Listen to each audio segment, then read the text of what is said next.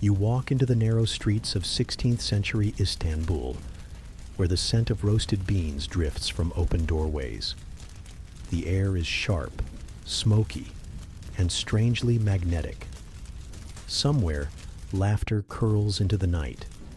Somewhere else, a low chant of storytelling pulls at your attention. The wooden sign above you reads, "Kahvehane," a coffee house. Inside, the lamps burn dim, their light trembling against carved wooden beams. Men sit hunched at low tables, cradling porcelain cups filled with thick, unfiltered coffee. It is dark as ink, and it stains the tongue with both bitterness and conversation. Here, coffee is never just coffee. It is news, it is rumor, it is poetry. It is the empire itself, distilled and steaming.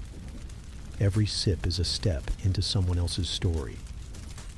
You settle on a bench, and the man beside you leans in to share a tale of palace intrigue, his voice lowered, his words sticky with caution. The historical truth. The first coffee houses in Istanbul opened around the 1550s, quickly multiplying until nearly every district had one. They became the unofficial newspapers of the Ottoman world.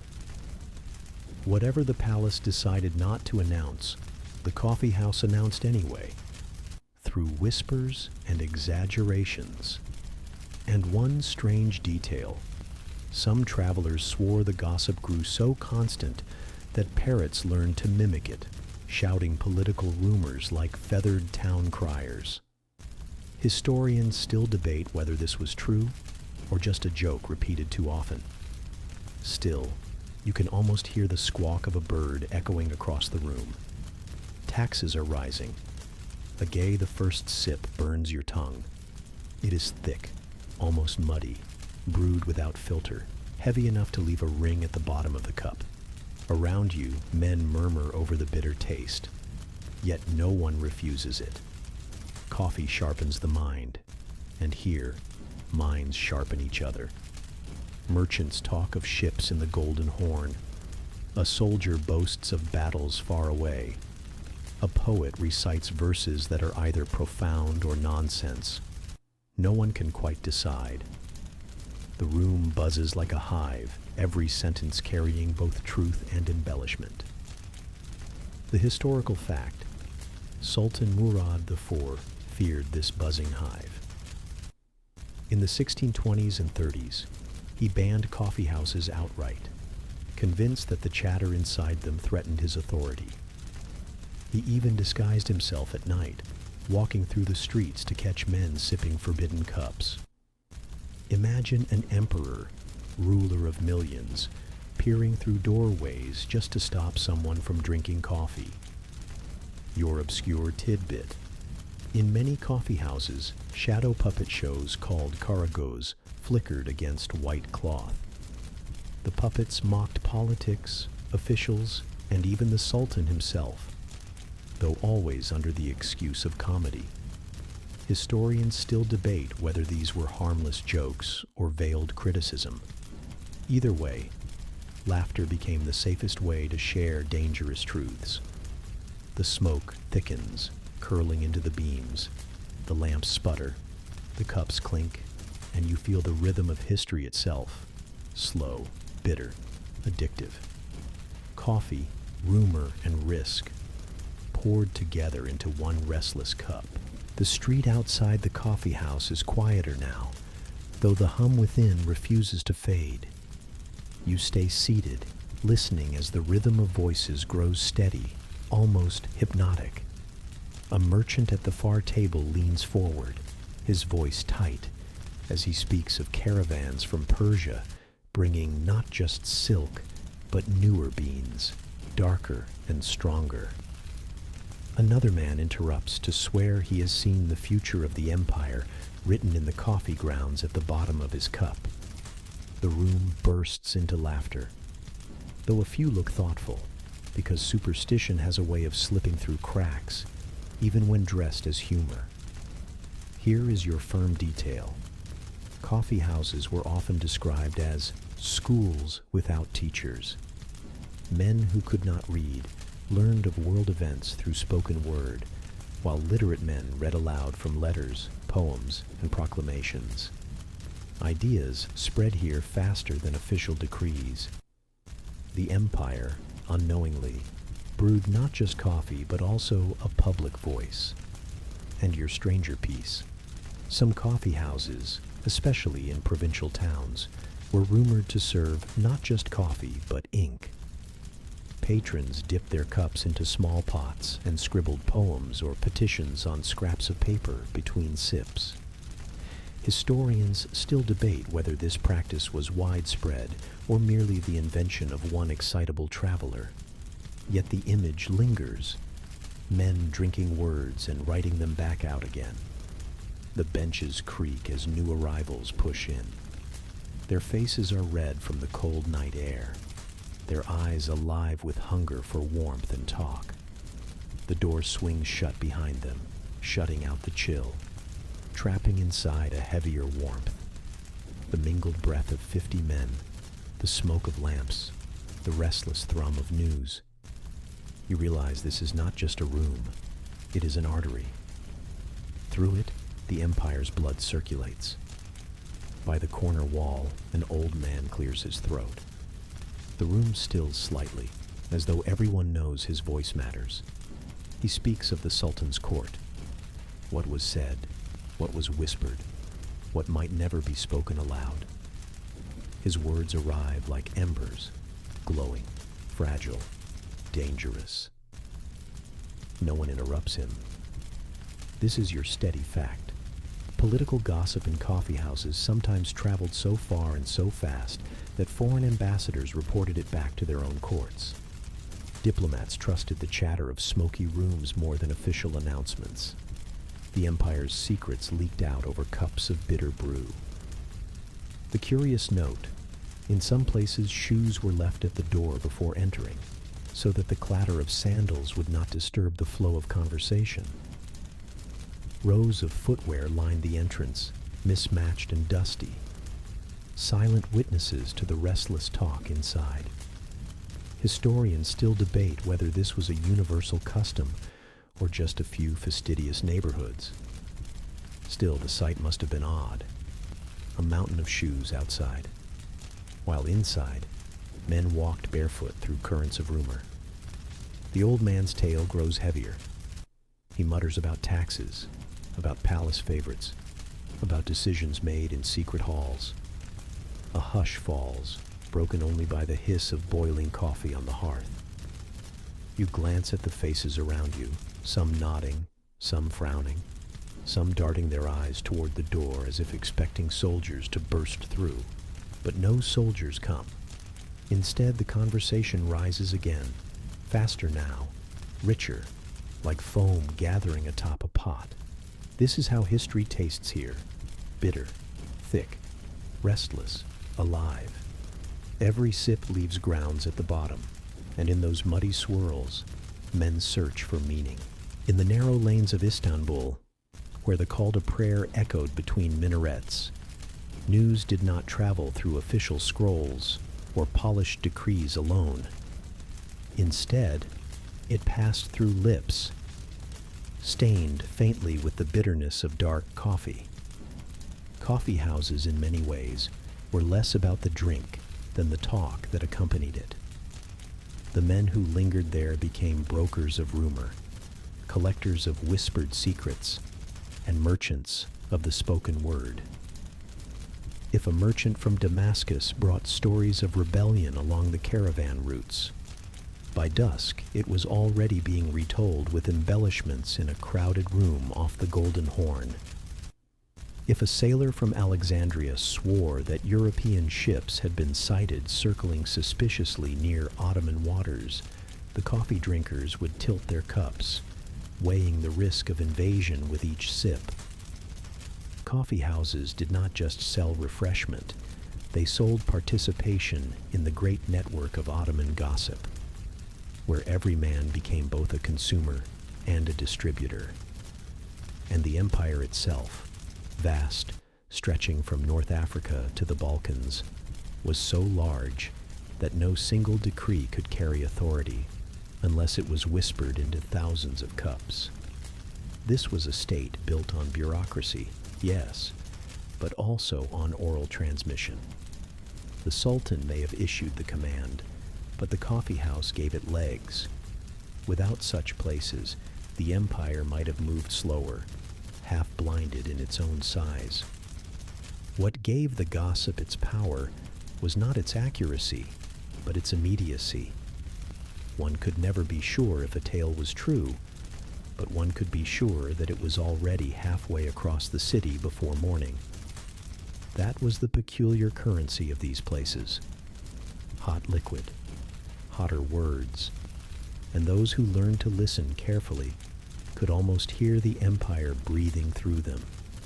You notice amid the chatter that there are men who never speak.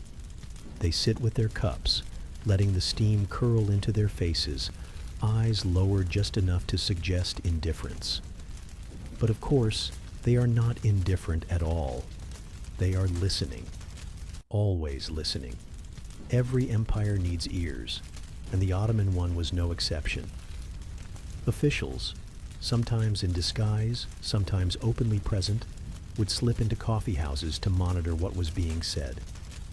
A careless joke about the Sultan's turban size could make its way to the palace, and suddenly you might find yourself explaining your sense of humor to people who had very little of it. Still, the presence of these silent listeners gave the room an odd tension, like everyone knew they were there, but no one dared to mention it. Imagine a theater where you're not sure if the audience is clapping for the actors or waiting to arrest them after the curtain falls. That was the daily performance of the coffeehouse. The major historical fact here is that by the 17th century, Ottoman authorities issued decrees banning coffeehouses entirely, fearing they were breeding grounds for sedition. The bans never lasted, though. People liked their coffee too much, and perhaps even the Sultan himself enjoyed a cup too often to let the prohibition stick. And then there's the obscure tidbit.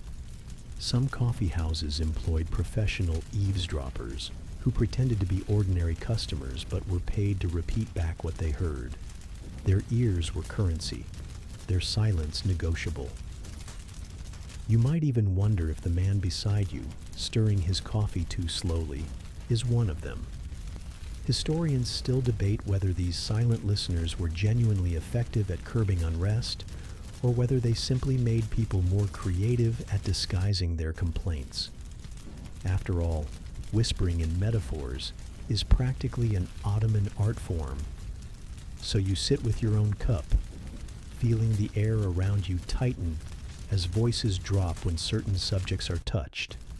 Someone clears his throat too loudly, and for a moment everyone looks up, as if expecting the shadow of authority to fall across the room.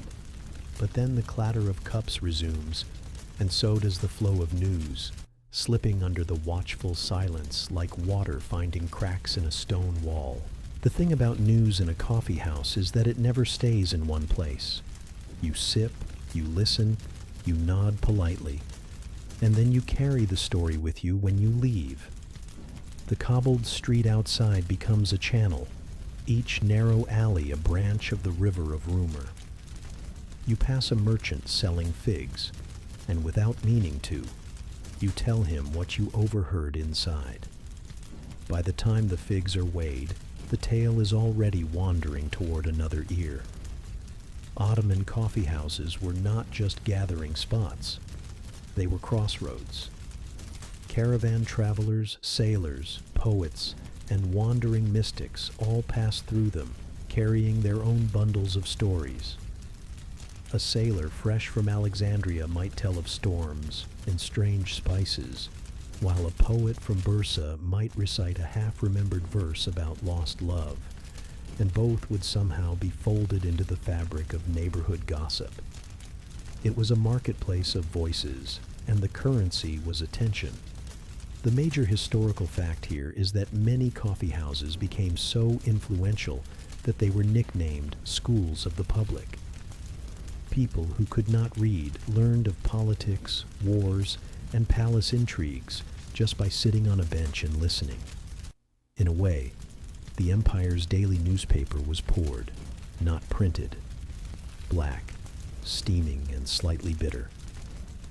As for the obscure tidbit, travelers sometimes complained that coffeehouse tales traveled faster than their caravans. A merchant might ride for days, only to discover that his own arrival had already been discussed in a distant coffeehouse, thanks to someone who saw his wagon wheels turn on the road and carried the news like a gift. Imagine being outrun not by horses, but by conversation. Historians still debate whether these tales truly influenced political action, or if they merely gave the weary something to chew on with their coffee. Perhaps both are true. Perhaps gossip is a kind of democracy in miniature. Lively, uneven, impossible to silence. And so, as you finish your cup and step back into the street, you realize that you too have become part of the traveling tale. Your footsteps echo in the alley. Your breath clouds in the cool night air. And already someone is repeating something you said inside, shaping it into a story that may reach a stranger tomorrow. When the night settles and the lamps burn low, the coffeehouse shifts into something else entirely. The benches are pushed just so, the cups cleared, and suddenly you're not merely a drinker of coffee. You're an audience member in a theater without curtains. Professional storytellers called meta took the floor. They needed little more than a stick, a scarf, and a change in voice to become an entire cast of characters. With a tilt of the head, they were a lovesick prince. With a sharp gesture, they were the sultan's advisor. With a muffled cough, they could even be a donkey, because really, no tale is complete without one. The trick was not just to tell the story, but to keep everyone awake long enough to pay for another round of coffee. Here lies the major historical fact. The meta tradition became so respected that these performers were considered informal historians. They blended legend with record, stitching together memory and entertainment in ways that scholars still use to understand Ottoman daily life. When people did not trust the official version of events, they trusted the man with the scarf and the stick.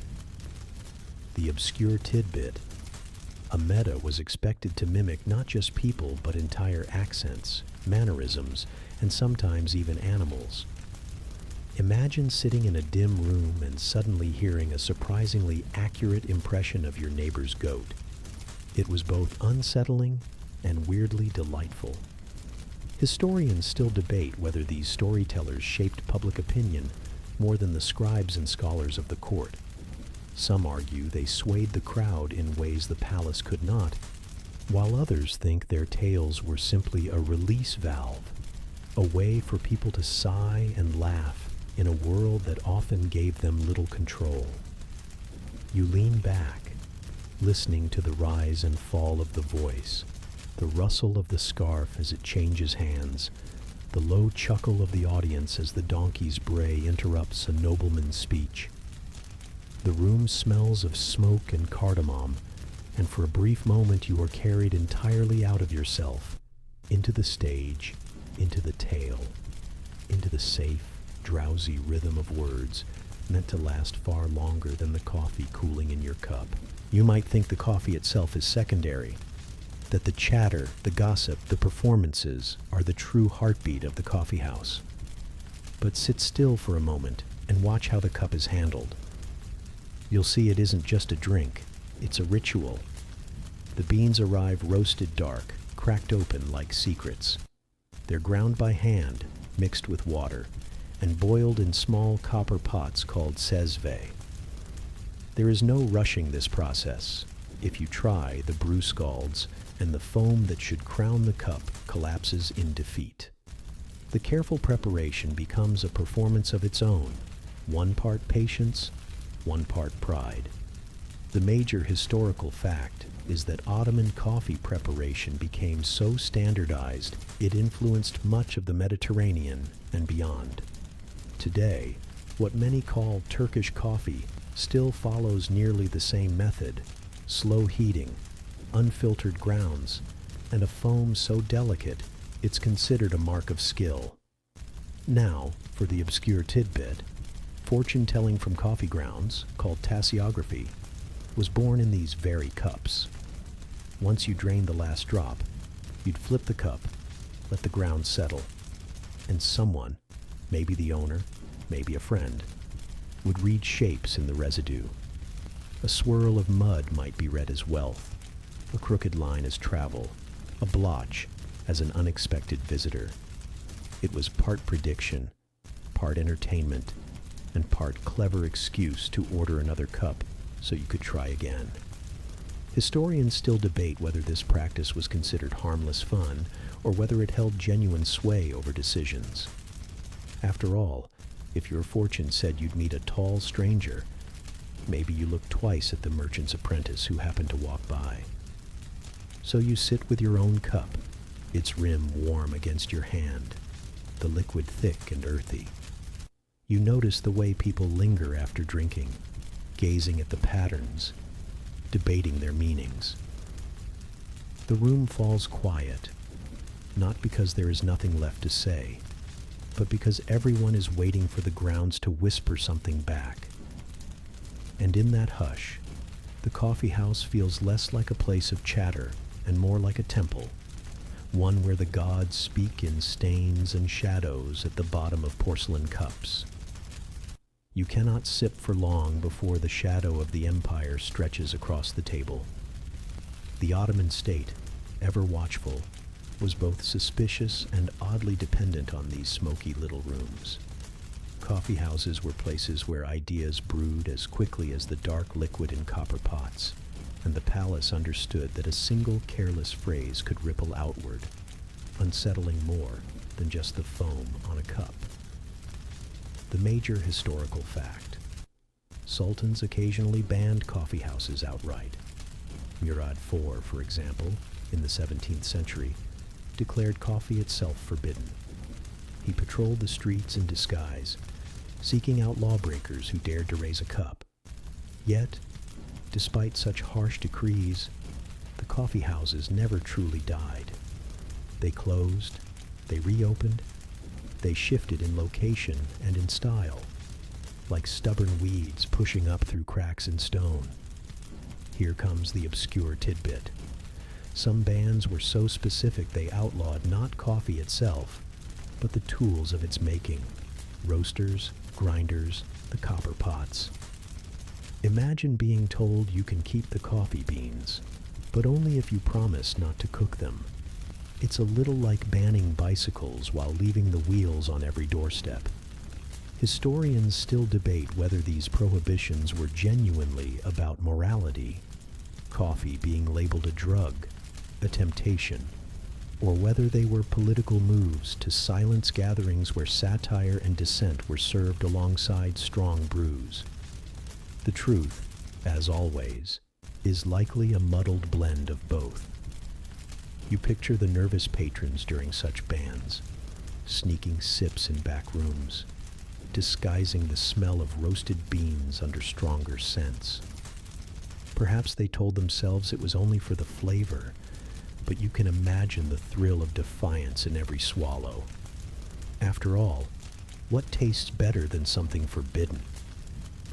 Maybe that explains why, centuries later, people still speak of those bans with a wry smile, as though rebellion too can be brewed in a sezve. So the coffee house lived on, half tolerated, half feared, always watched. And yet every time a ban lifted, people returned at once, as if called back by a chorus of steaming cups. The empire could scold, punish, or decree, but it could not quite quench the thirst for this dark, communal ritual. You glance around the room and notice something. Almost every seat is filled by men. Ottoman coffee houses, for the most part, were male domains. But that doesn't mean women had no place in this caffeinated story. They simply carved out their own spaces, sometimes literally within the walls of their homes, sometimes in separate establishments designed with them in mind. The major historical fact: by the 18th century, records mention gatherings where women held their own coffee circles. These were often in private houses, shaded courtyards, or bathhouses, and they mirrored the social energy of the men's coffee houses, though with a different emphasis. While men debated politics or listened to storytellers, women turned their circles into theaters of fashion, matchmaking, and fortune-telling over coffee grounds.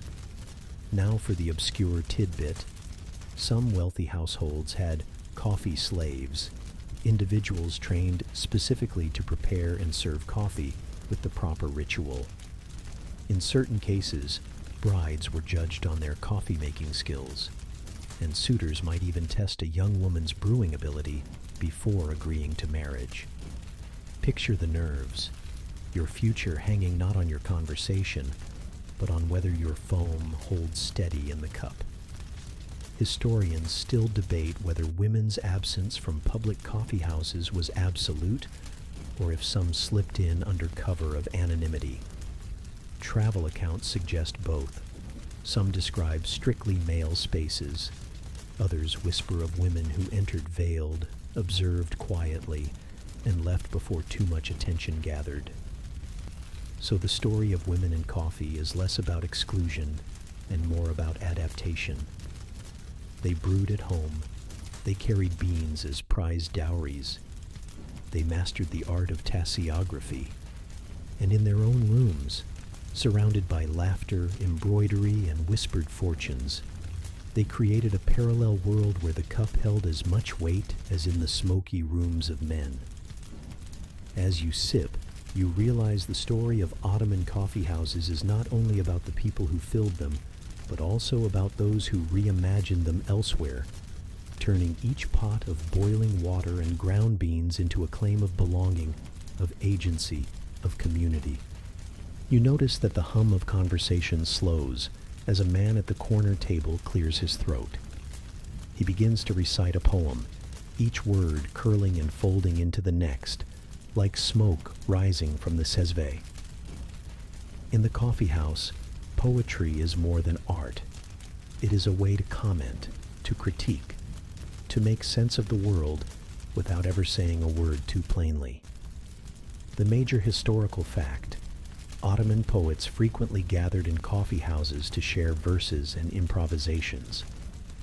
These gatherings allowed them to test new ideas, gauge public opinion, and sometimes satirize figures of authority, all under the forgiving guise of performance. Coffee houses in this sense were laboratories of language and social experimentation. An obscure tidbit: some poets were known to hide messages within the foam of coffee cups or in the patterns formed by leftover grounds. Patrons would read these patterns as both playful entertainment and subtle commentary on political affairs. Historians still debate how seriously these readings were taken. Were they coded messages or just fanciful games? The ambiguity, you realize, is exactly what made it thrilling. The poet's voice rises and falls, drawing the room into a rhythm as predictable as it is enchanting. Every gesture, every pause, every sip of coffee seems choreographed. The audience leans in, hanging on the melody of syllables, catching subtleties that might escape an untrained ear. In these moments, the coffee house is less a place for idle gossip and more a theater for the intellect, the imagination, and the sly poke at authority.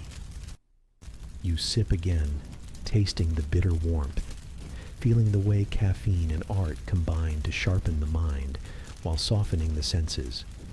The walls themselves seem to listen, storing the echoes of laughter, debate, and verse like faint perfume. Outside, the city continues to stir, unaware of the subtle revolutions being brewed inside small cups, and you marvel at how a simple drink, could carry so much power, so much culture, so much potential for subtle disruption. The room thickens with whispers, softer now, conspiratorial in tone. You lean closer to hear, though you know you shouldn't. In Ottoman coffeehouses, gossip was currency, and sometimes that currency veered into dangerous territory. A careless word about taxes, trade, or military orders could ripple outward like a stone dropped into water, touching ears you didn't intend. The major historical fact: Ottoman authorities were acutely aware of the potential for unrest brewing alongside coffee. There are accounts of occasional raids on coffeehouses where patrons were questioned, threatened, or even arrested for what was considered seditious speech. Yet, remarkably, the culture persisted. Coffeehouses were too ingrained, too essential, and the empire's grip too indirect to completely extinguish these gatherings. A strange cultural tidbit: some patrons carried small, personal symbols, charms or amulets tucked into sleeves, to protect against the evil rumor. If a story turned sour, or if authorities came calling, these tiny tokens were meant to deflect blame or misfortune. Historians still debate whether these were widely used or only mentioned in anecdotal accounts, but the idea itself illustrates how seriously some took even the smallest whispers. The conversations shift from mundane trade disputes to speculation about palace intrigues. You hear someone mutter that a high-ranking vizier has enemies plotting quietly in his shadow. Another patron nods and adds a flourish, claiming he heard it from someone who heard it from a courier crossing the Bosphorus. The story grows, each retelling adding suspense, and you notice how easily the truth bends to narrative. As you sip, the bitter liquid slides down your throat, a reminder that coffee sharpens as much as it soothes. The air is heavy with speculation, laughter, and just a touch of tension. And as you sit back, you realize the coffeehouse is simultaneously a refuge, a stage, and a subtle instrument of social control. Its power lying not in who commands the empire, but in who listens, who repeats, and who believes the stories whispered over a cup of steaming, dark coffee. The aroma of coffee is no longer confined to Istanbul. You imagine it traveling across mountains and seas, carried by merchants, travelers, and soldiers. Each new city it touches adapts the drink to local tastes, but the ritual, the simmering in copper pots, the clink of small cups, the swirl of grounds at the bottom, remains. The Ottoman coffeehouse becomes a cultural ambassador, spreading both flavor and information. Here's your historical fact. By the 17th century, coffeehouses appeared in almost every major Ottoman city, from Edirne to Aleppo, from Cairo to Baghdad. Each one became a hub of discussion, gossip, and in many cases, subtle political engagement. These establishments allowed ideas to flow between regions, knitting a sprawling empire together with the steady pulse of conversation and caffeine. An obscure detail: in some provinces, patrons believed that if a cup of coffee was too bitter, it was a warning of trouble to come, an omen of misfortune for the household, or even the city. Reading such signs was casual, but it demonstrates the depth of symbolism that coffee carried in daily life. Historians still debate whether these superstitions genuinely influenced behavior or were simply amusing footnotes to routine socializing. You wander the mental map of the empire, picturing tiny coffeehouses tucked in alleys, overlooking rivers, or hidden behind modest doorways. In each, men and women, sometimes separated by social custom, lean over cups and share news, weave rumors, recite poetry, and test their wits. Some laugh loudly, some whisper cautiously, and some simply listen, letting the currents of gossip carry them. And so, the coffee house becomes a connective tissue. Each cup carries more than coffee. It carries stories, warnings, jokes, and speculation. The empire thrives not only through decrees and soldiers, but also through these intimate networks. Small rooms alive with the scent of beans and the quiet hum of minds at work. In every sip, the vastness of the Ottoman world is distilled, shared, and remembered. The night stretches long, but the coffeehouse hum continues, a slow, steady rhythm beneath the flickering lamps. You notice the quiet satisfaction of patrons leaning back in their benches, the soft clatter of cups settling onto tables, the faint whisper of conversation drifting like smoke. This is the heartbeat of an institution that survived emperors, bans, and the whims of fortune. Coffeehouses enduring as social hubs, centers of culture, and vessels of shared experience. The major historical fact: despite repeated attempts at prohibition, Ottoman coffeehouses became a permanent feature of urban life. They influenced literature, music, politics, and the spread of news throughout the empire. By the 18th century, coffeehouses were entrenched in society, tolerated, cherished, and necessary. Proof that culture, once steeped into daily life, is hard to erase. An obscure tidbit: some coffeehouses even maintained small libraries or shelves of manuscripts where patrons could read while sipping. One could find everything from poetry to practical manuals, creating a hybrid space of recreation and informal education. Historians still debate how common this truly was, but the idea captures the essence of the coffeehouse as a place of layered purpose. You observe the patrons quietly finishing their cups, some tapping the last drops against the porcelain, others flipping cups to read the grounds one last time. Outside, the city exhales into night, streets emptying, lamps flickering against the walls.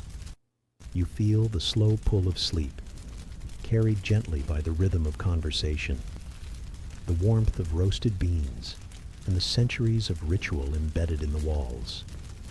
The coffeehouse is more than a room. It is a living archive. It is a stage, a network, a refuge. Each cup connects people across space and time, and in every sip you taste not just coffee, but the pulse of human curiosity, the hum of shared stories, the subtle thrill of secret knowledge. And now, as your eyelids grow heavy, you let yourself drift with the smoke curling from the last lamp. Imagine the copper chesvi steaming quietly on a distant table, the murmurs fading into lullaby, the empire breathing softly in the night. Each cup, each whisper, each quiet observation melts into calm. Outside, the city sleeps. Inside, the coffeehouse rests. And you, carried on the warmth, the scent, the stories, finally do the same. Slowly, gently, breathe. Let the dark liquid, the quiet stories, and the soft murmur of history guide you toward rest, until all that remains is the comforting echo of conversation and the faint, lingering aroma of coffee. Sleep now, carried through centuries of shared cups, whispered rumors, and the enduring ritual of the Ottoman coffeehouse. You walk into the twilight of an ancient Roman street. Stones warmed by a sun that has just slouched behind the tiled rooftops. The air smells faintly of olive oil and wet wool, because apparently laundry waits for no empire. The clop of sandals fades into the distance, and you let yourself drift with the hum of a city that never figured out garbage collection schedules. A donkey passes, looking every bit as overworked as you feel on a Monday morning. You smile at it, because why not? It isn't going to smile back. This is Rome, though not the postcard version with proud marble and endless speeches. This is Rome's domestic heartbeat, where brides-to-be prepare for weddings not by writing dramatic vows, but by carefully negotiating what shoes they will wear.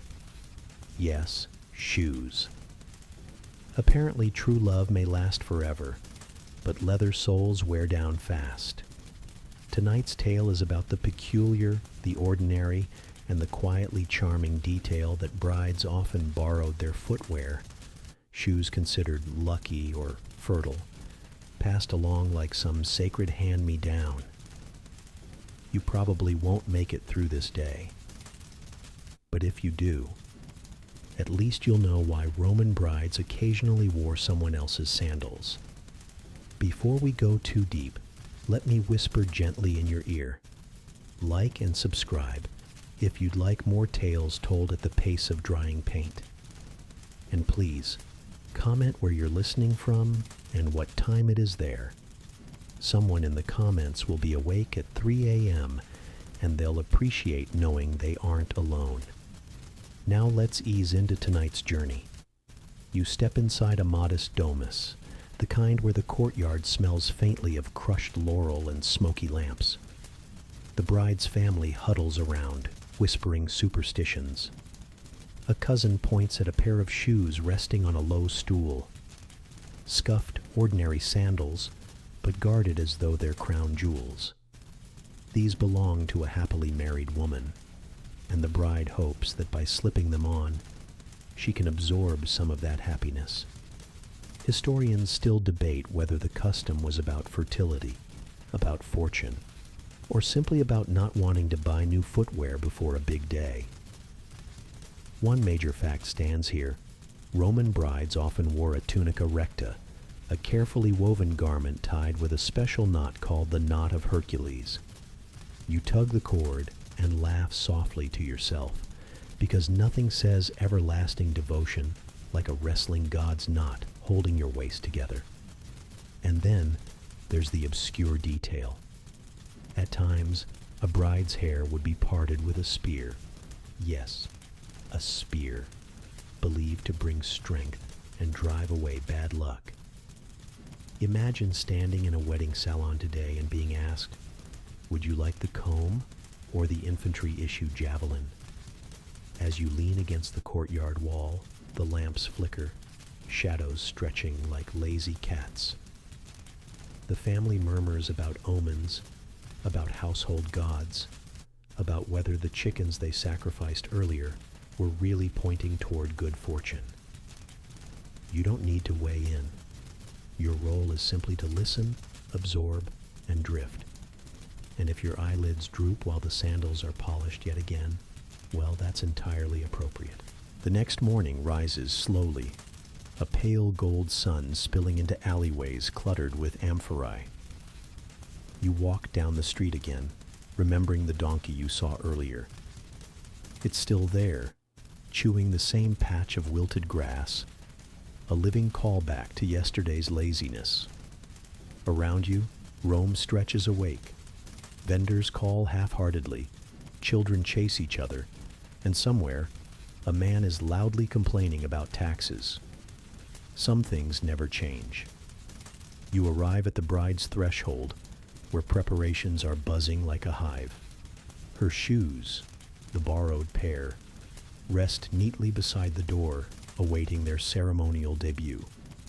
They look unimpressive, but in their unimpressiveness lies their charm, because Romans believed that the ordinary, when touched by tradition, could carry extraordinary luck.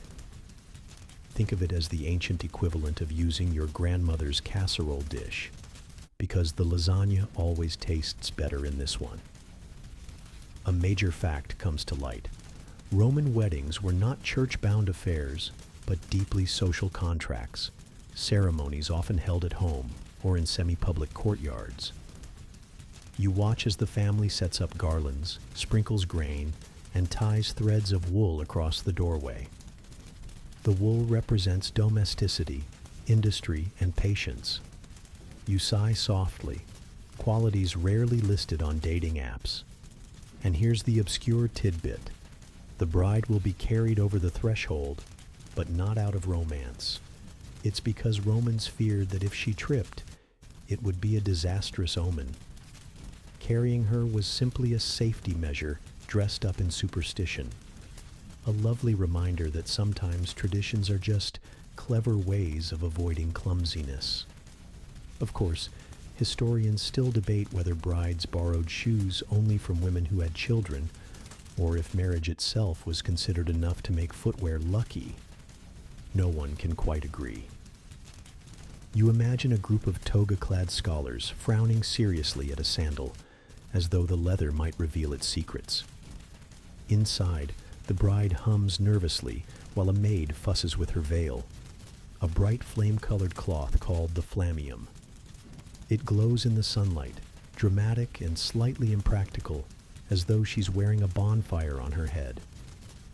The household bustles around her, gossiping, arranging figs on platters, setting out wine jars. Someone burns incense to Jupiter. Another mutters that the neighbor's dog barked twice last night, which might be an omen. You notice how every detail, no matter how small, is woven into meaning. And through it all, those sandals wait patiently. Their straps are worn, their soles thin, but they hold the weight of expectations heavier than marble statues. You picture them shuffling along stone streets, tapping against history's floorboards. Shoes don't last forever, but their stories walk on. By now, the chatter around you grows softer, more rhythmic, like waves brushing against a shore. The courtyard smells of honey cakes baking, the kind offered at ceremonies, their sweetness drifting lazily into your senses. You breathe in, sink against a pillar, and allow the noise to blur into a lullaby. The bride whispers something to her mother, too quiet to catch, but the tone is gentle, full of that timeless cocktail of nerves and hope. And as you listen, you feel the day slowing, the edges softening, the story wrapping around you, like the folds of the bride's veil. The sandals will soon step onto stone, but for now, they rest. And so, perhaps, should you. The afternoon sunlight filters through latticed windows, laying pale stripes across the courtyard floor. You step closer to the doorway where the sandals sit. Their leather gleams faintly from the olive oil rubbed in earlier, as if preparing them for a moment of modest glory. Someone once called shoes the soul of the journey. And while they clearly meant soul, you can't help but smile at how unintentionally poetic Romans were without even trying. Guests begin to arrive, drifting in with the solemn dignity of people who secretly wish the wine would be served first. You watch as tunics brush against tiled floors, gold bangles clink against amphorae, and voices rise and fall in a kind of accidental music. Every wedding, it seems, is part ceremony and part gossip marathon. In hushed tones, neighbors speculate whether the sandals will truly carry luck or if they are simply, well, sandals. A major fact stands out. Roman brides were often escorted to their new homes in processions, accompanied by flutes, torches, and a chorus of slightly overexcited relatives. You can already imagine the chaos. Half parade, half moving day. Someone will forget an important item, and someone else will definitely trip. Then comes the obscure tidbit. Before leaving, the bride might symbolically dedicate her childhood toys to the household gods, marking the end of girlhood. You pause at this thought, staring at a little wax doll propped near the sandals. It feels tender, if slightly theatrical, a moment of personal goodbye staged for divine approval. Of course, historians still debate whether this ritual was common practice or just an elite flourish copied from poetry. Maybe some families couldn't afford wax dolls, or maybe the poets simply liked adding sentimental props.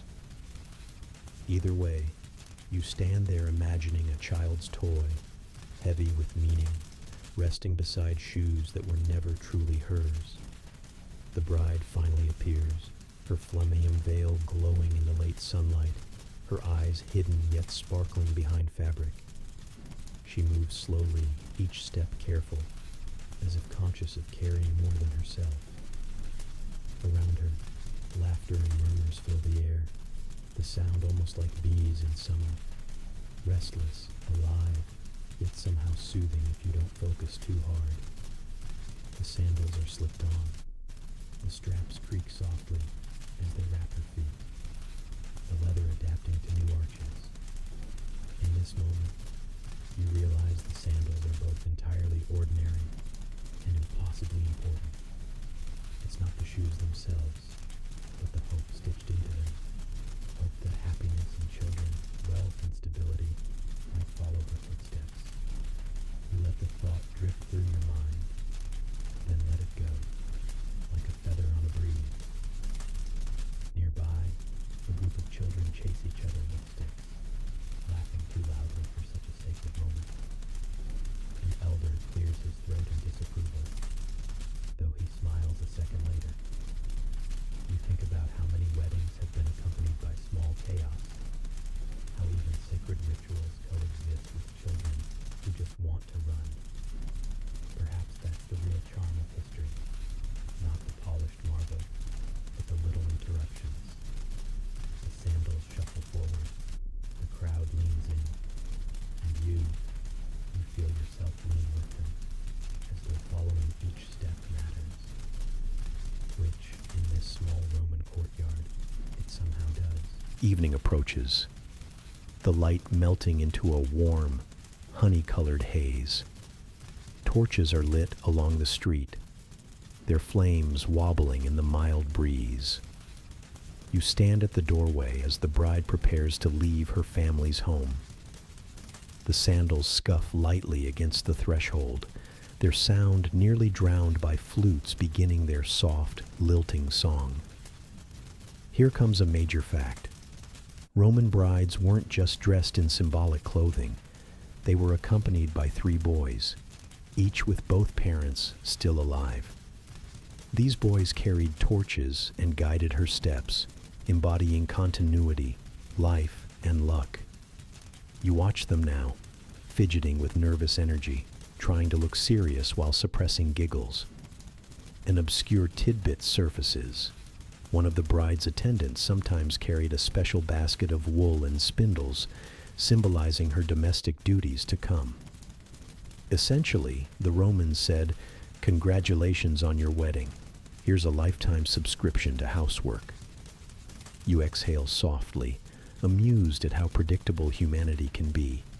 And yes, historians still debate whether this symbolism was genuinely revered or just an elaborate excuse for reminding women of their future chores. Either way, the spindle basket gleams in the torchlight, innocent, yet undeniably pointed. The procession begins. Neighbors lean out of upper windows, waving cloths and whispering blessings. Dogs bark, because dogs always bark at processions. You trail behind the crowd, noting how the sandals slap rhythmically against the stone. An accidental drumbeat for the evening. The bride's veil catches the torchlight, glowing like ember, flickering as though it might vanish into smoke. The streets are familiar. You passed them before, but tonight they feel different. Remember the donkey chewing wilted grass? He's still there, staring at the commotion with unimpressed eyes. Somehow, he has become the unofficial witness to this marriage, his solemn gaze more enduring than any human blessing. You chuckle quietly, though no one notices. The air fills with overlapping voices. Some chant auspicious verses, others mutter about how long this will take. A flute trills high above it all, delicate as thread. And beneath everything, the sandals continue their steady, ordinary rhythm. Step, step, step. They carry not just a bride, but a tradition centuries old. As the procession winds past market stalls closed for the night, You catch the scent of lingering spices, coriander, pepper, cumin, floating in lazy clouds. A child holds out a small fig, offering it shyly to the bride, who accepts with a soft nod. The fruit, sticky with sweetness, will later be eaten as a sign of fertility. You imagine figs passed hand to hand, the quiet continuity of rituals that mean nothing to the donkey, but everything to the humans nearby. You lean against a wall, watching, listening, breathing. The sandals scrape, the torches sway, and the evening folds itself gently around the bride's steps. It's all a little messy, a little magical, and entirely human. And somewhere in that mix, you feel yourself begin to drift, the story pulling you along like the procession itself. The night grows deeper, stars pricking the sky like a cautious scatter of salt on a dark cloth. You follow the procession through winding Roman streets, the sound of sandals on stone echoing faintly between walls. Lamps glow in alcoves, their flames dancing lazily, as if reluctant to stay awake. You feel the weight of the day soften across your shoulders, but the bride, in her borrowed sandals, walks firmly forward. A major fact glimmers here. When the bride arrived at the groom's house, she was greeted with fire and water, symbols of life, purification, and the unity of households. Tonight, you watch as attendants shuffle awkwardly with ceramic jars, the water sloshing dangerously close to their sandals. It's a ritual that manages to be both solemn and slightly clumsy, as all the best traditions are. Now for the obscure tidbit. In some accounts, the bride was expected to anoint the doorposts of her new home with wolf's fat. Why? Protection, supposedly. You picture the neighbors whispering, "Ah, yes, nothing deters misfortune quite like a greasy lintel." It is both strange and endearing, like putting garlic above your doorway, except much messier. Historians still debate whether wolf's fat was truly common practice or a literary exaggeration. Maybe it was symbolic, maybe it was practical, or maybe it was just one family's questionable life hack. Scholars frown, scrolls argue, but no one agrees. The groom finally steps forward, his expression torn between pride and nerves. He reaches out, not for the bride's hand, but to ensure she doesn't stumble crossing the threshold. Remember the superstition about tripping? It still hangs heavy here, so he scoops her up, sandals and all, and carries her across the doorway. Her veil flutters dramatically in the torchlight, a fiery banner announcing the start of something new. Inside, the house feels dim, cool, and thick with incense. Household gods, lares, stare from their little shrine, painted eyes wide and slightly judgmental, as though wondering whether this new union will bring more offerings or less. The sandals rest against polished floors, their leather squeaking softly as the bride takes her first steps into the new domain. Guests shuffle in, some already angling toward the wine jars. You overhear snippets of conversation, comparisons of dowries, boasts about family reputations, a complaint about grain prices. Every wedding has its side chatter, the kind you forget as soon as it passes, yet somehow it fills the air like background music. The sandals sit in their new place now, beside a fresh garland of flowers. Their job isn't over, but their meaning shifts. They are no longer about the journey between families. They now anchor her to this home. They look almost smug, if shoes could look smug, and you can't help but smile at the thought. You lean back against a cool plaster wall, listening to laughter mingle with flute music, and let yourself drift into the rhythm of it all. Step, shuffle, torch crackle, and the faint rustle of sandals against polished stone. The evening feast begins, and the room fills with the sound of clinking cups, and the unmistakable hum of people trying to outdo one another in storytelling. You slip closer to the long table, where platters of roasted meat, bread, figs, and honey cakes glisten in the lamplight. A jug of wine tips dangerously as it's poured too generously into a clay cup. The air smells thick and warm, like smoke, bread, and a hint of sweat from too many tunics crammed into one room. A major fact stirs here. Roman wedding feasts were not merely banquets. They were displays of family wealth and hospitality. Every dish carried a message. Every toast a subtle reminder of alliances and expectations. You watch a platter of roasted dormice pass by, delicacies stuffed with nuts and honey, their tiny forms arranged like prized jewels.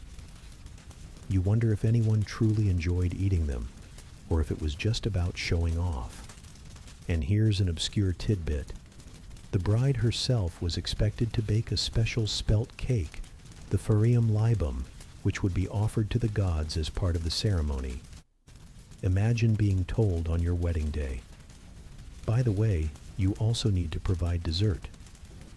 The cake sits proudly on a tray, more symbolic than delicious, its crust plain, but its meaning heavy. Historians still debate whether the farium libum was always consumed by the couple, by the gods, or simply set aside as ritual. Some think it was eaten, some think it wasn't, and some sigh and move on to more exciting topics. The uncertainty lingers like wine stains on a white toga.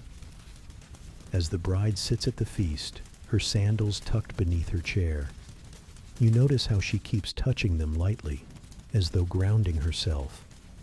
Perhaps it's habit, or maybe it's hope, that the luck embedded in them will linger, even as the feast grows loud. The groom, meanwhile, raises his cup with solemnity and then proceeds to spill a few drops immediately onto his lap. Guests chuckle. Someone calls it a blessing. And you realize every mistake can be turned into an omen if you're creative enough. The room buzzes with life. Flutes play, laughter bursts, and voices weave into each other until they blur. Somewhere in the corner, a child sneaks figs from a plate, sticky fingers hidden behind his back. An elder pretends not to notice. Through it all, the sandals remain ordinary, quiet, overlooked by most. Yet you keep glancing at them, knowing they carry the thread of this entire story. The borrowed souls that tie generations of women together, step by borrowed step. The air thickens with warmth. The torches sputter softly, and you feel yourself sink deeper into the calm rhythm of voices and music.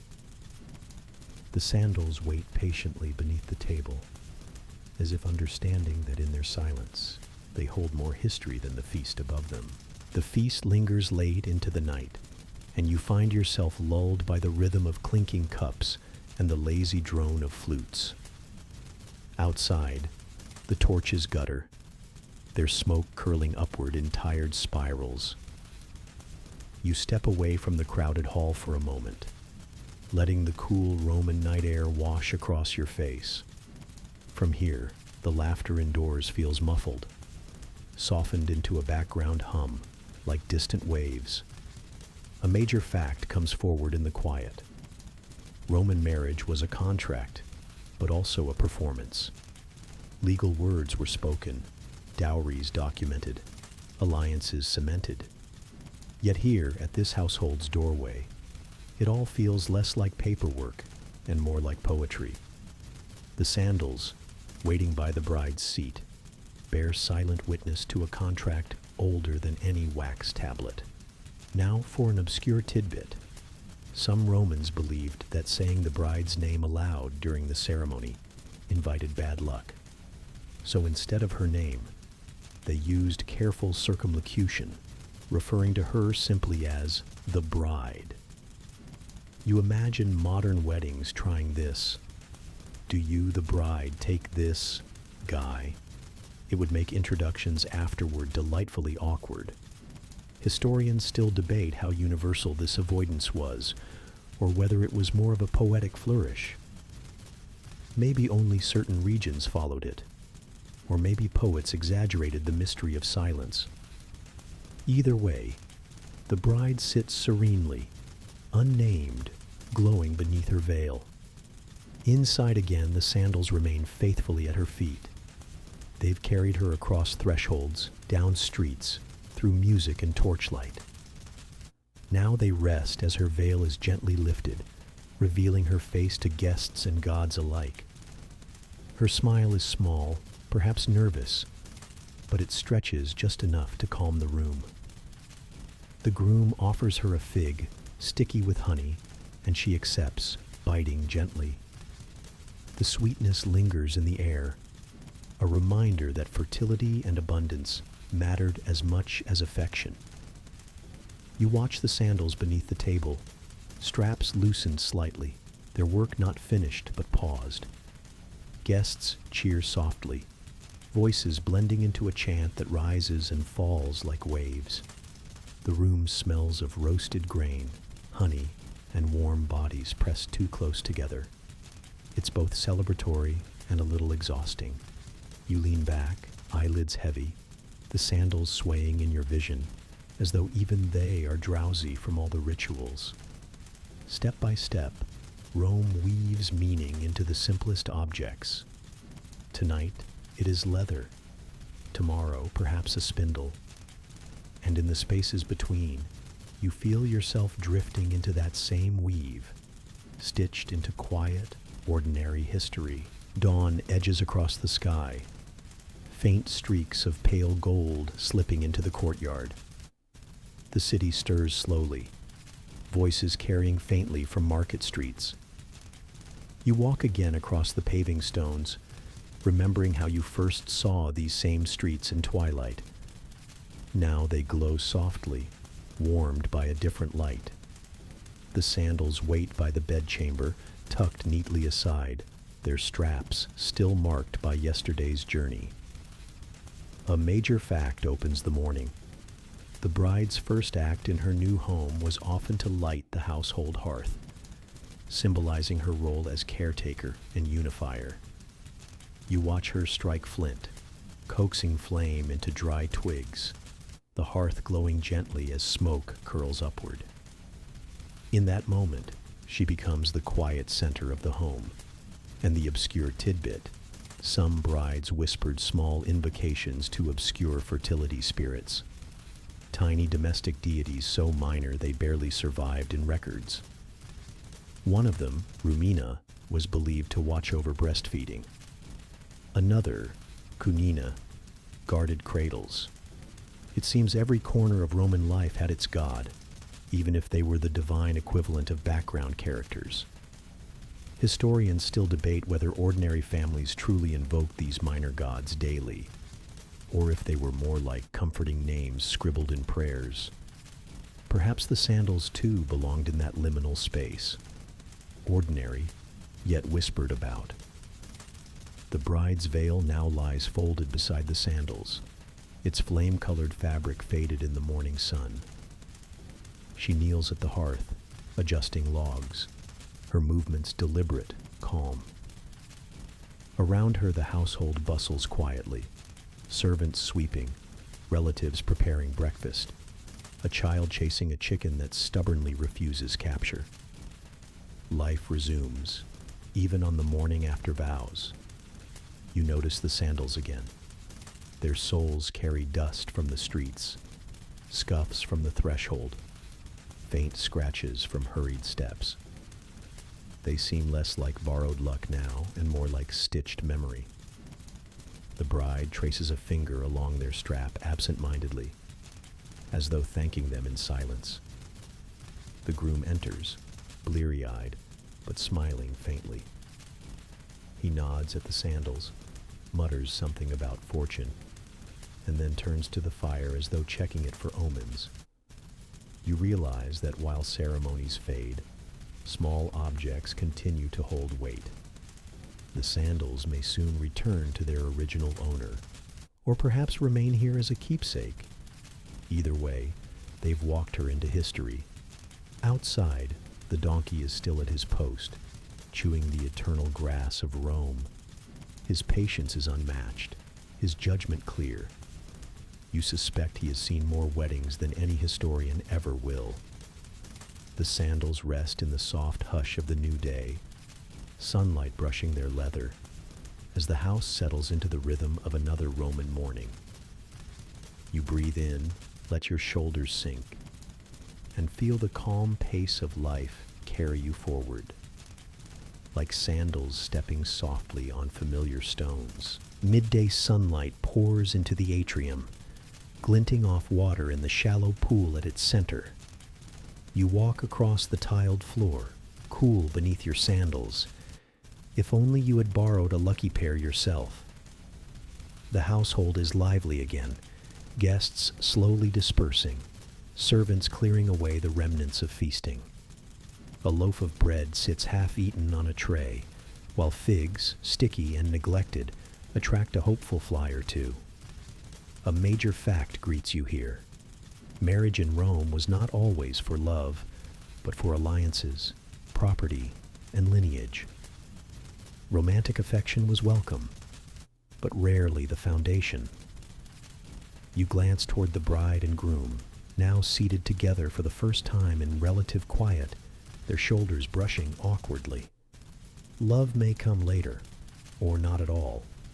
But for now, appearances and contracts matter more. Now for the obscure tidbit. In certain regions, the bride was expected to spin wool immediately after marriage, demonstrating her domestic virtue. Imagine that, after a full day of parades, rituals, and feasting, being asked to sit down at a spindle and prove your industriousness. Congratulations, you're married. Now show us how fast you can twist thread. Historians still debate whether this was symbolic or actually enforced. Perhaps some brides ceremonially touched the spindle and set it aside. Perhaps others dutifully spun until their fingers cramped. The uncertainty lingers, like so many details of everyday Rome, hovering between poetry and practicality. The sandals rest in a corner now, their job seemingly finished. Children poke at them curiously, as though wondering what makes these straps so powerful. You smile at the thought. Perhaps the sandals don't know either.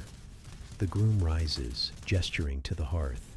Together, he and the bride offer a pinch of grain, murmuring a prayer to the household gods. The flame flutters, sparks rising briefly before vanishing. A blessing, or perhaps just smoke behaving as it will. Outside, the street carries its usual rhythm.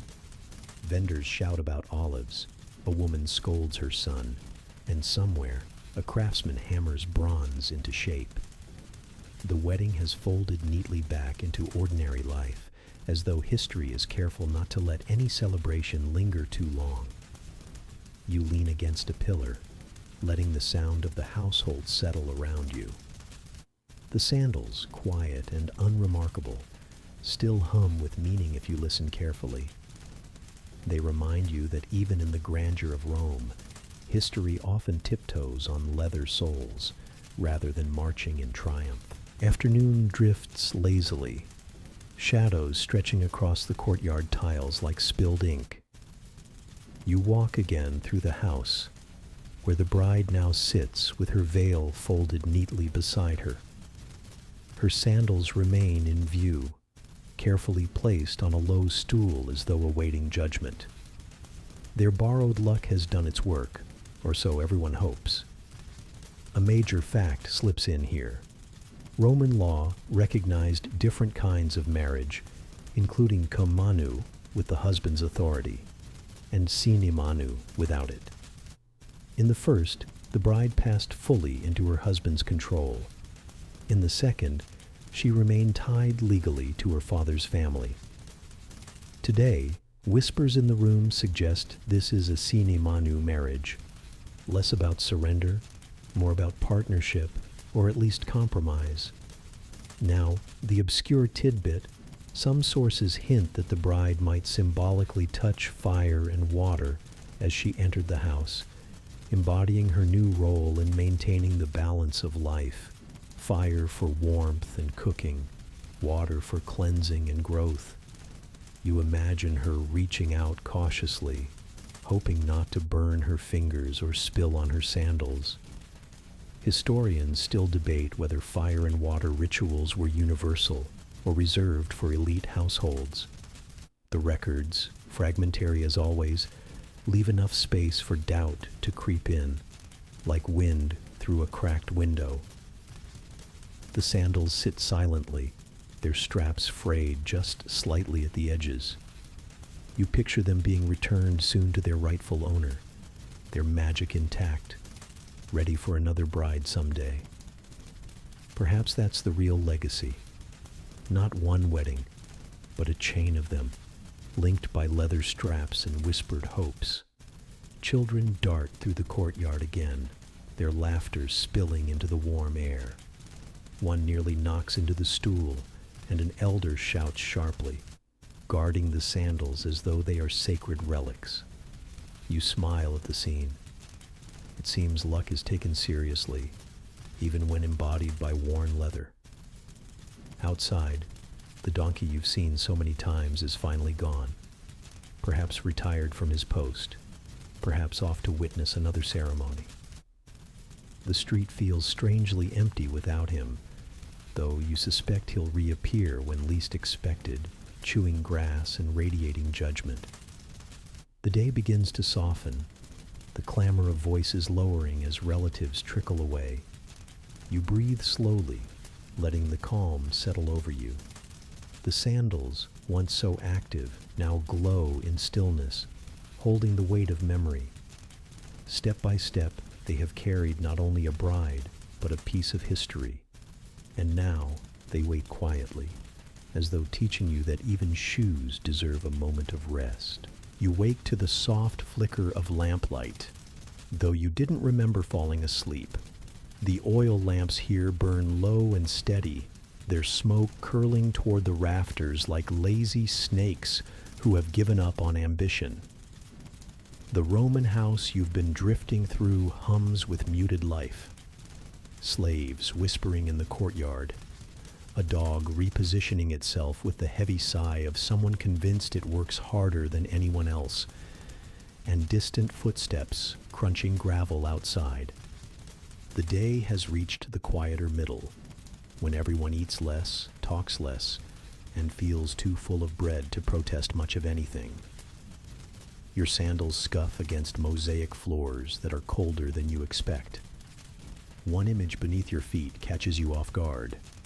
Two small shoes painted into the tiles. They are stylized, curling-toed, clearly symbolic.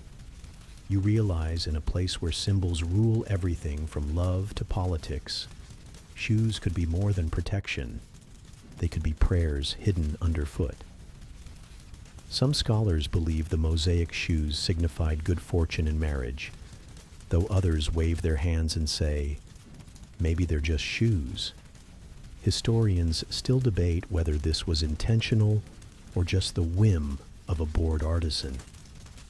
In the corner of the room, two women practice the tying and untying of a sandal strap. It looks absurdly simple until you watch their faces. They concentrate as if this act of fastening carries weight, and indeed it does. The Romans loved their rituals of loosening and binding. Brides, for example, were expected to be unbound from their father's authority and then bound to their husbands, symbolized in part by shoes and the tying of knots. The fiddling fingers of these women are rehearsing, in advance, a transfer of power. You wander toward the atrium, where light spills from an open roof. Rainwater has gathered in the impluvium, that little indoor pool the Romans thought was practical architecture, but really looks like the world's most inconvenient coffee table. A servant kneels beside it, polishing a pair of sandals with such care you half expect them to glow. These sandals, you learn, belong to the groom, and he will lend one shoe, or at least the symbolism of one, to his bride. Yes, A borrowed shoe, a borrowed step, a small superstition that says, "Take my fortune, share my path." It is charming in a way only Rome could manage. Half mystical, half impractical. A dry breeze skims across your face. You imagine the thousands of brides who walked awkwardly, one sandal perhaps looser than the other, trusting that the universe cared enough to notice. They believed in omens, like you believe in the Wi-Fi reconnecting when you move rooms. Fragile, irrational hope, but hope nonetheless. And as you lean against the cool stone wall, you realize you probably wouldn't make it through this ceremony without tripping. But then again, neither did many of them. You slip outside now, through a side doorway that takes you into a bustling Roman street. Remember the alley you passed earlier? It greets you again, this time more alive, as though it has been waiting for your return. Vendors cry out their goods. Dogs dart between ankles, and the air smells of something fried in oil that you can't quite place. Somewhere in the chaos, laughter rises. A group of young men jeering as a friend demonstrates a silly strut, one sandal untied, mocking the bride's wobbly walk. Humor, it seems, has always been recycled. The shoe and wedding culture grows more curious the further you look.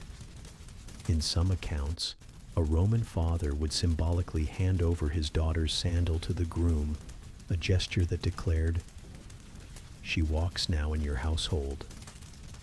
This sounds charming on parchment, but in practice, imagine the awkward exchange.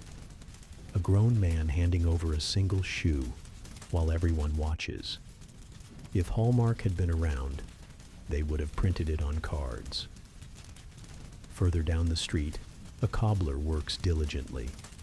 His stall is cluttered with scraps of leather, little awls, and half-finished sandals stacked like pancakes. He tells you, or at least seems to, that sandals carried the dust of fortune. If a bride borrowed one, she borrowed not just a strap of leather, but the journey it had taken, through marketplaces, into temples, perhaps even across provinces. You find yourself wondering whose footsteps you'd want to inherit. Surely not the man you just saw juggling amphorae in the background.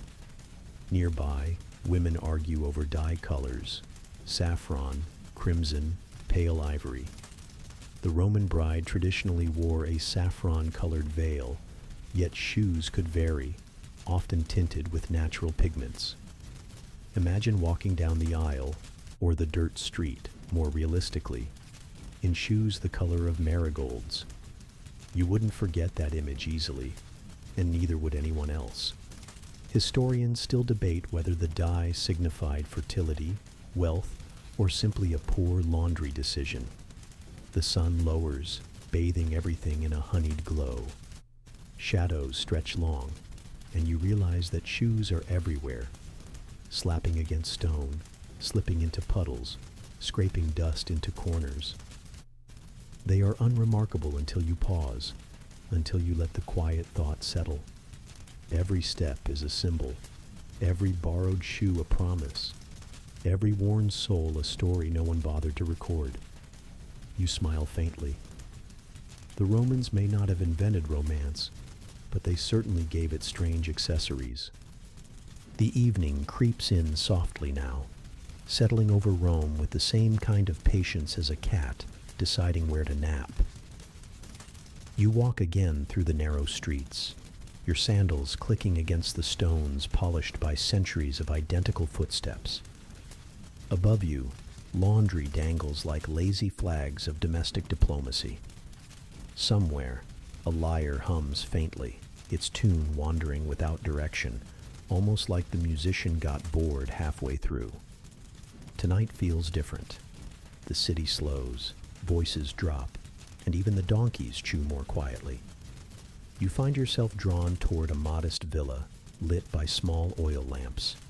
Inside, a wedding celebration is in progress, though the energy is not the raucous chaos you might expect. No one is shouting drunkenly. Instead, there's a hum of chatter, clinking dishes, and the occasional burst of laughter. In the center, the bride sits. Her veil is saffron, bright enough to make her glow like she's been dipped in sunlight. At her feet, a sandal that is not hers. Borrowed, polished, slightly too big, it rests like a charm. She places one foot inside and wiggles her toes, clearly unsure if it feels more lucky or ridiculous. You can't help thinking of modern rental shoes at bowling alleys, except here the stakes are higher and no one sprays the sandal with disinfectant. The groom adjusts his toga, pretending not to notice that his borrowed sandal now looks less like footwear and more like destiny. To him, it isn't just a shoe, it's a tether, a promise that she steps into his world. You watch as the bride walks carefully across the mosaic floor. Each step echoes with symbolism, though you suspect she's mostly trying not to trip. The obscure detail you overhear. Some Romans believed that if a bride stumbled on her wedding day, it foretold household discord. Naturally, this made every single bride hyper-aware of her feet, transforming each step into a performance of balance. Scholars admit they don't know how widespread this belief was, but given humanity's love for superstitions, it's safe to assume more than a few worried ankles were involved. The air smells of roasted meat and honey cakes. A slave passes by with a tray of figs, and you almost reach for one before realizing no one here actually sees you. You're a guest in the margins, a shadow observer, which, let's be honest, is the best position. You get all the entertainment and none of the obligations. As the bride smiles nervously and the borrowed shoe squeaks faintly against the floor, you think, luck is a strange thing to package into leather straps. And yet, here it is, carried with all the weight of tradition. The celebration carries on, slower now, like wine poured too generously into too many cups. You drift toward the peristyle garden, where cool night air brushes past your face. The moonlight spreads silver across stone columns, while torches sputter along the path. Cicadas sing with maddening consistency, proof perhaps that not all history lessons need footnotes. In the corner, a small group gossips. They lean close, eyes glinting, hands gesturing toward the bride's sandal. Apparently, this particular shoe once belonged to the groom's late uncle, a man remembered for his habit of winning at dice. Borrowing his sandal is meant to channel his luck into the new marriage. You tilt your head, superstition layered upon superstition. It's like downloading a free trial of fortune from the afterlife. Another tidbit drifts your way.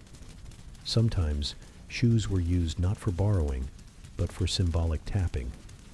A father might tap his daughter lightly with a sandal before handing her to her husband, a gesture that sounds more like a disciplinary threat, but was meant to signify passing authority. Historians still debate whether this was actually practiced widely or just mentioned once and blown out of proportion. Either way, it adds a strange, almost comedic texture to the evening. You breathe in the mingled scents of roses and smoke. Overhead, the stars push through the haze, indifferent witnesses to humanity's endless rituals. The borrowed sandal, resting under the bride's chair now, looks oddly ordinary. A piece of leather and stitching, outliving the people who argue over it. A boy runs past you, carrying a jug too big for his frame. He almost trips, recovers, and grins like nothing happened. You chuckle softly, remembering the brides who feared stumbling. Life, it seems, has always been a balancing act, sometimes literal. Back inside, laughter swells again. The bride's borrowed sandal has become a talking point, an icebreaker, a curious charm that distracts from nerves. You realize the real magic isn't the sandal itself, but the way it pulls people together in shared belief, in humor, in quiet hope that the future might actually turn out well. You lean against the cool column, eyelids heavy, the hum of voices blending into a lullaby of history. Shoes, sandals, symbols, they all walk further than the feet that wore them. The night has deepened now. Velvet dark and humming with small, patient sounds. You step softly back into the villa, where the wedding lingers like the last flame on a candle wick. The bride sits quietly, her saffron veil now loosened, her sandals resting beside her, one hers, one borrowed, both touched by a strange blend of hope and ceremony. Around her, the household sighs into comfort. The older women gossip in hushed tones, the men argue lazily about whose ancestors had more glory, and children curl in corners like bundles of laundry. The food is mostly gone, but the smell of roasted herbs still hangs in the air. You imagine it will cling to their clothes tomorrow, much like stories cling to history, quiet, stubborn, sometimes amusing. The groom lifts the borrowed sandal, inspecting it as though he might understand destiny by squinting at leather. He sets it carefully near the hearth, as if storing luck overnight. Perhaps he believes the shoe itself holds power, or perhaps he is simply following the script handed down through generations. You realize that most of human history is exactly that. People doing things because someone before them did, unsure if it works, but unwilling to risk being the one who breaks tradition. Here lies your final obscure tidbit. Some Roman households kept old sandals as talismans, not wearing them anymore, but treating them like lucky charms tucked away in corners. It's the ancient equivalent of keeping grandma's wedding ring in a drawer, even if you never wear it. Scholars still debate whether these shoes carried religious weight or were just sentimental clutter. Either way, the sight of them reminds you that people in every age cling to fragments of meaning, however small. The borrowed sandal lies there quietly, its straps coiled like a sleeping serpent, its leather creased with journeys you'll never know. And in its stillness, you sense the echo of countless steps, countless ceremonies, countless quiet hopes. Now, the villa grows even quieter. Lamps gutter out one by one, shadows stretching longer until they dissolve into the night. The chatter has ended, the laughter faded, the children drifted into dreams. Only the faint rhythm of distant footsteps remains, soft and irregular, like the city itself is breathing in sleep. You stay a moment longer, leaning against the cool stone column. The air is gentle, filled with the scent of damp earth and fading fire. Somewhere outside, a night bird calls once, then disappears into silence. You let your breath match the rhythm of the quiet, slower, softer, each inhale like the tide moving in, each exhale like the tide drifting out again. The borrowed sandal rests in the dim light, no longer a spectacle, no longer the center of a ritual. It is just leather and thread, fragile but enduring, ordinary but somehow magical in its ordinariness. You picture it being tucked away tomorrow, forgotten by most, remembered only as a small detail in the sweep of life. Yet here you are, holding on to its story, letting it soothe you into stillness. And as you stand there, you feel history itself smoothing out like a bedspread, neat and steady, inviting you to lie down. All the noise, all the superstition, all the borrowed hopes, fading into the soft hum of sleep. You probably won't remember each fact or each superstition by morning. You might not even remember this borrowed sandal at all. But that is fine. The purpose was never to keep every detail, It was to let the rhythm carry you, gently, until your eyes grow heavy and your thoughts unravel. So now, close them. Breathe. Let yourself walk just once more in borrowed shoes. And then, rest.